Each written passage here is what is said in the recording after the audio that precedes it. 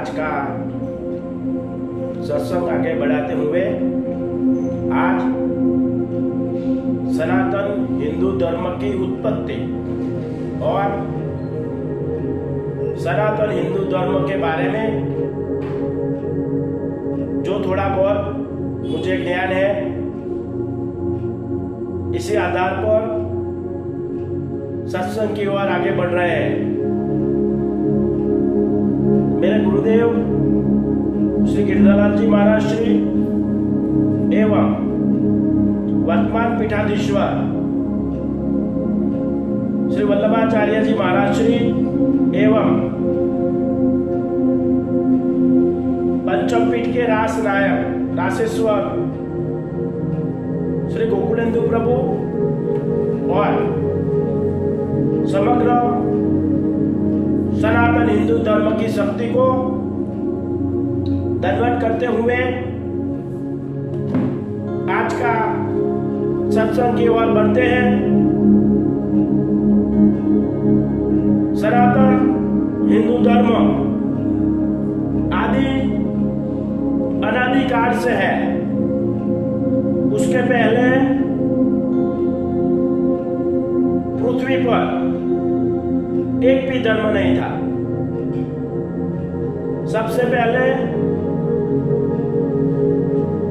शक्ति की उपासना करते थे लोग, और मुझे ज्ञान है तब तक शास्त्र में जो प्रमाण है उस आधारित 4 युग है: सतयुग,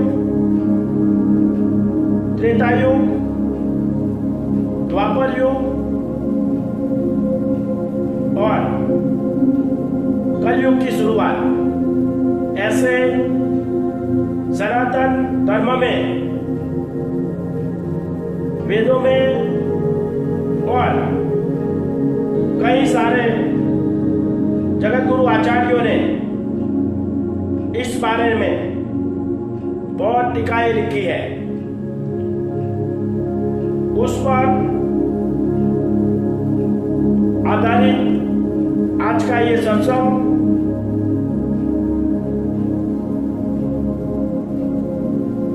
शुरू पर आगे बढ़ाते हैं। सतयुग में केवल शक्ति की उपासना हुई थी। त्रेता युग में ऋषि मुनियों थे, वो कहां से आए थे उसका प्रमाण आज भी शास्त्र आधारित एवं साइंस आधारित नहीं मिलता है। लेकिन त्रेता युग के बाद सतयुग, त्रेता युग और फिर द्वापर युग। द्वापर युग में श्री रामचंद्र जी का जन्म हुआ और 50,000 साल के बाद, यानी कि 5,000 वर्ष पहले, वही विष्णु अवतार रामचंद्र जी फिर से कृष्णचंद्र के रूप में प्रकट हुए। वैसे त्रेता युग में 2 कुल हुए: रघुकुल, जिसमें मर्यादा पुरुषोत्तम श्री रामचंद्र जी प्रकट हुए, और यदुकुल, जिसमें श्री कृष्णचंद्र प्रकट हुए। यानी कि मर्यादा पुरुषोत्तम ने जो बाकी रहा था वो पूर्ण पुरुषोत्तम रूप में विष्णु के अवतार में फिर से जन्म लिया और पूर्ण किया। वैसे अभी तक 4 जगत गुरु आचार्य हुए हैं। सभी ने सनातन हिंदू धर्म के बारे में बताया है, और सनातन हिंदू धर्म के देवताओं सबसे पहले सतयुग में केवल शक्ति थी, बाद में ब्रह्मा, विष्णु और महेश प्रकट हुए। इससे आगे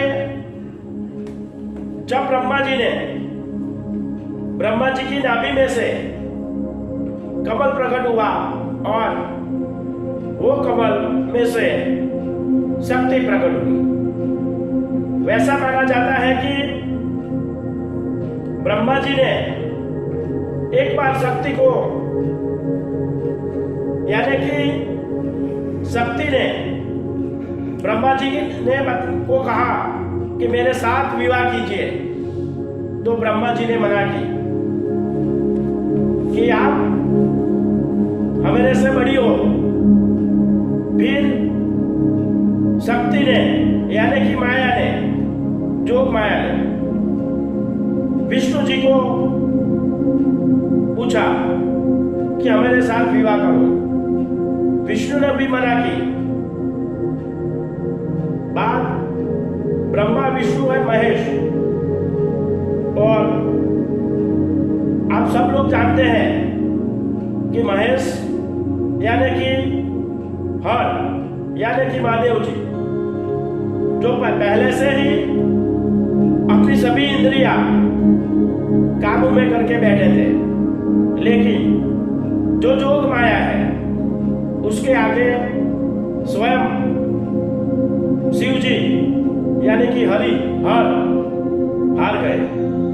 क्योंकि जब शक्ति ने शिव जी को विवाह के लिए आमंत्रित किया, तब शिव जी का तपभंग होके उन्होंने शक्ति के पास, यानी कि पार्वती जी के पास विवाह की अनुमति दी। उससे पहले पार्वती जी ने शिव जी को पूछा कि हमारे से पहले कौन था ये पृथ्वी पर।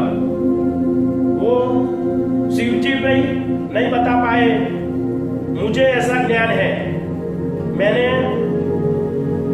जब तक वेदों और शास्त्रों का अभ्यास किया है, तो मुझे ऐसा ज्ञान है कि शिव जी के आंखों में से आंसू आ गए और वही आंसू रुद्राक्ष रूप में प्रकट हुए, जो आज रुद्राक्ष की माला शिव जी के कंठ में रहती है और सभी महादेव जी के उपासक, यानी कि हर के उपासक रुद्राक्ष को ही अपने सर्वस्व मानते हैं। वैसे तो हरि और हर सनातन हिंदू धर्म में पूर्ण पुरुषोत्तम केवल हरि है। हरि यानी कृष्णचंद्र और हर यानी महादेव जी, शिव जी। मैंने पहले भी बताया था सत्संग में कि हरि हरि बोला जाता है। कहीं भी पूरे भूतल पर हर हरि नहीं बोला जाता, हरि हर बोला जाता है। इस हिसाब से पूर्ण पुरुषोत्तम श्री कृष्णचंद्र का दर्शन के लिए पहले महादेव जी आए थे और परम वैष्णव महादेव जी को माना गया है। वैसे तो भगवान विष्णु शक्ति स्वरूप है, लेकिन देवी भागवत में बताया है कि वो शक्ति के लिए रचा है। शिव पुराण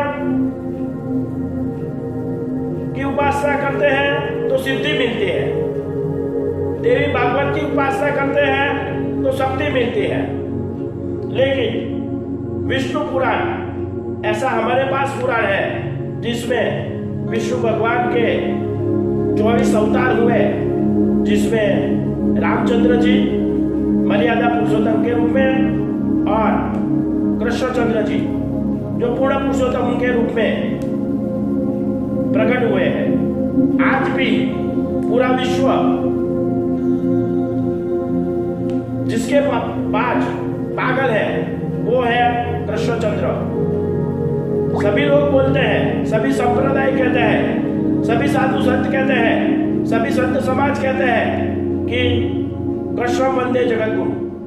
वैसे श्री वल्लभ श्री महाप्रभु जी ने 543 साल पहले 1535 में चैत्र सुद 11 के दिन श्री वल्लभ का प्राकट्य हुआ और उसके बाद पूरी पृथ्वी पर यानी कि भूतल पर एक भी जगत गुरु आगे प्रकट नहीं हुए, क्योंकि श्री वल्लभ ने पुष्टि संप्रदाय की स्थापना की और हरि को यानी कि कृष्णचंद्र को, पूर्ण पुरुषोत्तम को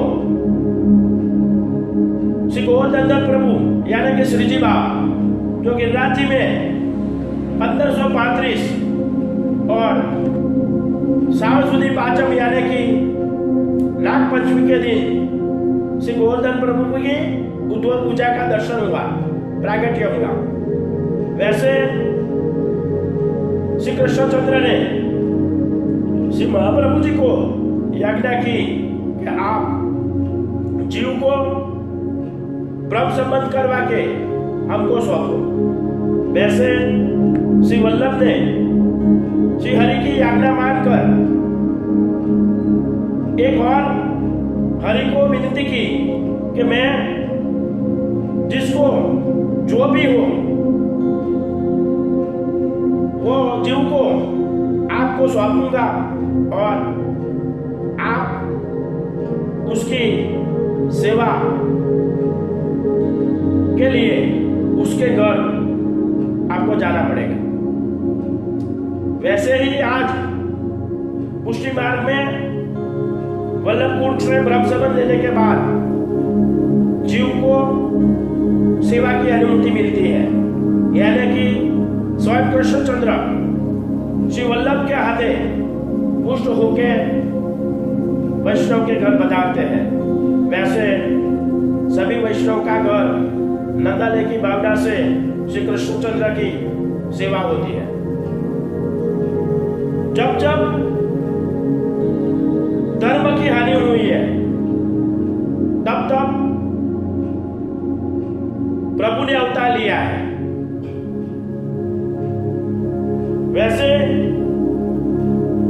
3 युग पूरे हो गए सनातन हिंदू धर्म में, सतयुग, त्रेता युग और द्वापर युग। अब कलयुग की शुरुआत है। श्री महाप्रभु जी ने पुष्टि का आयुष्य यानी कि कलयुग तक 500 साल का दिया था। उसमें प्रभु जन्म सिंह गुसाई जी ने 50 वर्ष जोड़ लिए। वैसे पुष्टि मार्ग को आज मुझे ज्ञान है तब तक 1535 श्री वल्लभ का प्राकट्य और हमारी गुजराती संवत 2078 चल रही है, तो इसके हिसाब से 543 वर्ष पुष्टि का हुआ। वैसे 7 साल बाकी रहे।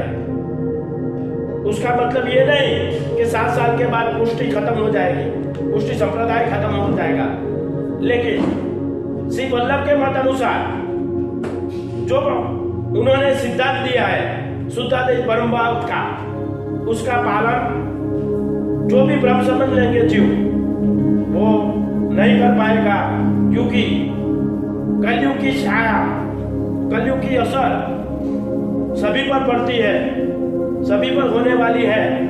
इसी हिसाब से पुष्टि मार्ग तो चलेगा ही, लेकिन वैसे परम भगवतीय वैष्णव पुष्टि का सिद्धांत और जो महाप्रभु जी का सिद्धांत है कि हरि गुरु वैष्णव में समानता रख के प्रभु का नंदालय में अपने घर विराज जाए, वैसी भाव से सेवा करनी है। वो भाव खत्म हो जाएगा, लेकिन पुष्टि मार्ग तो चलने ही वाला है। वैसे जब जब धर्म की हानि होती है तब तब प्रभु ने अवतार लिया है। जब हमारी इच्छा यानी कि सब शरीर में से निकल जाता है तब कोई भी जीव हो, यानी कि जीव जंतु, पेड़ पौधे, सजीव निर्जीव जो भी हो, जिसमें से सत्य निकल जाता है यानी कि शक्ति निकल जाती है, बाद में वो निर्जीव हो जाता है। वैसे कलयुग की शुरुआत हो गई है। अब जब कलयुग मध्याह्न पर आ गया, तब फिर से प्रभु कली के रूप में, यानी कि शास्त्रों में भी प्रमाण है कि प्रभु कलगी अवतार में मेवाड़ में प्रकट होंगे। मुझे ऐसा ज्ञान है। वैसे मैं आज के सत्संग में कह रहा हूं, लेकिन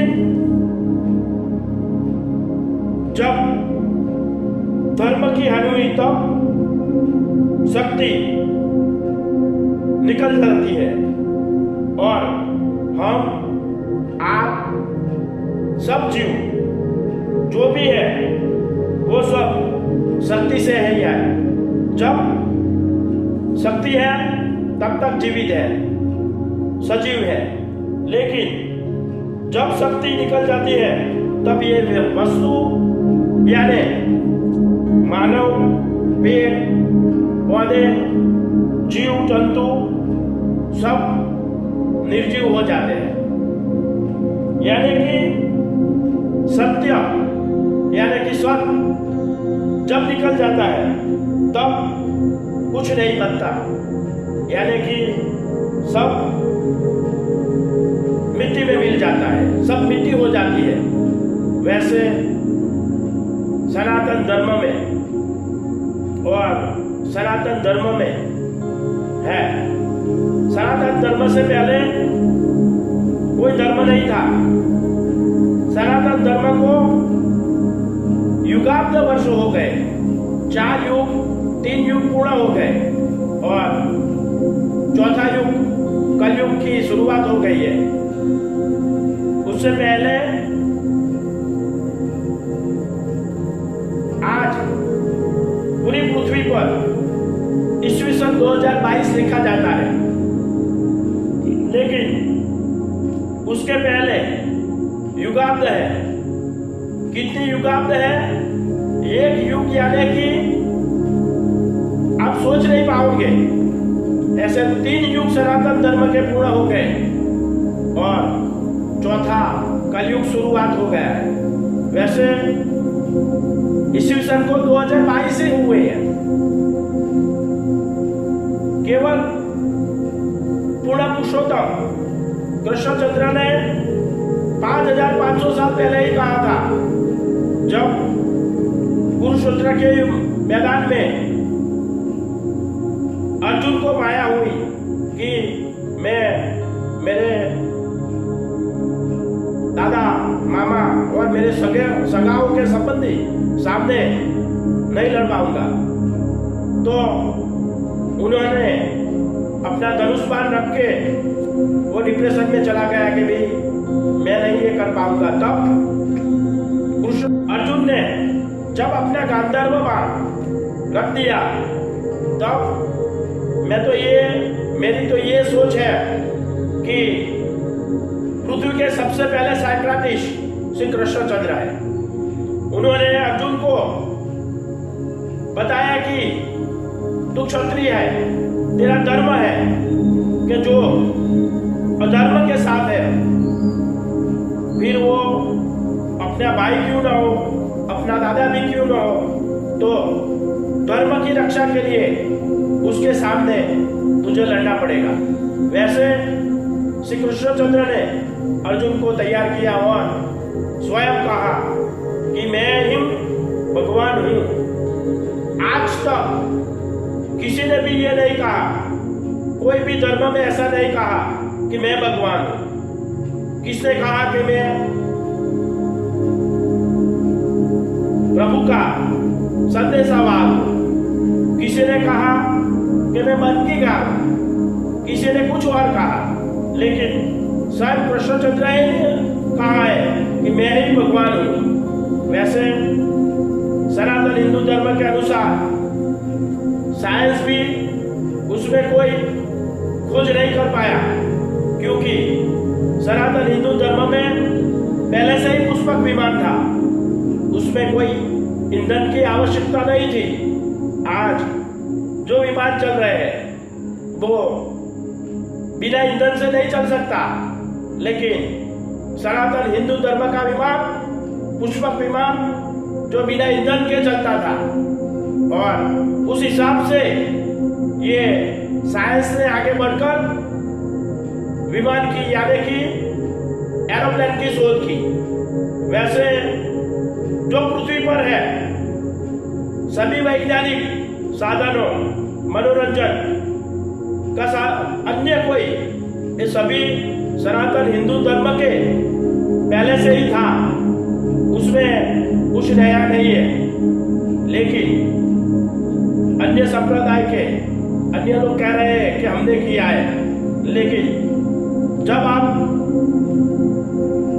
वेदों का यानी कि सनातन हिंदू धर्म का जो प्रमाण है उसका अभ्यास करेंगे तो आपको वही मालूम होगा कि सनातन हिंदू धर्म के अलावा दुनिया में कुछ नहीं है। फिर से एक बार मुझे जो ज्ञान था उस हिसाब से सनातन हिंदू धर्म के बारे में मैंने मेरी राय रखी है।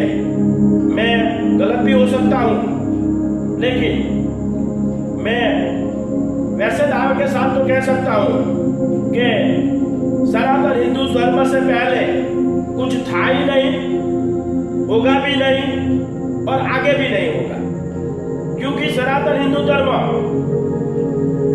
कुटुंब भावना का साथ जुड़ा हुआ है।